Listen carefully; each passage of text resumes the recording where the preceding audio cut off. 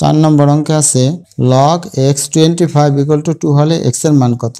এখানে 4টা মান দেয়া আছে, একটা 25 প্লাস মাইনাস 5 5 মাইনাস 5। তোমরা শিওর থাকো -5 এবং +-5 হবে না, কারণ log এর মান কখনো নেগেটিভ হয় না। এই কারণে প্লাসের সাথে -5 এটা তো হবেই না, এই 5 এর সাথে মাইনাস আছে এটাও হবে না। তাহলে বাকি রইল 25 এবং 5, এই দুইটা মানের ভিতর একটা মান আমরা নিব।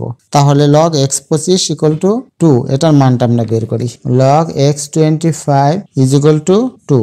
আগের অঙ্কের মতোই বা চিহ্ন দিবে, এখানে log এর যে বেজ আছে x, এই xটা লিখবো আর ডান দিকের সংখ্যাটা পাওয়ার হয়ে যাবে, সমান এখানে থাকবে 25।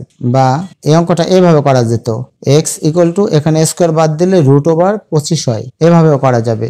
আর তোমরা জানো √25 হলে প্লাস মাইনাস স্কয়ার বাদ দিলে ডান দিকে প্লাস মাইনাস দিতে হয়, কিন্তু আগে বলেছি log এর ক্ষেত্রে মাইনাসের কোনো ভ্যালু নেই, এই কারণে কখনো মাইনাসের মান নিতে পারবে না। সুতরাং x এর মান কত হবে, 25 কে রুট করলে হবে 5। তাহলে দেখো এখানে মান দেওয়া আছে, x এর মান দেওয়া আছে 5, এই 5 হচ্ছে উত্তর।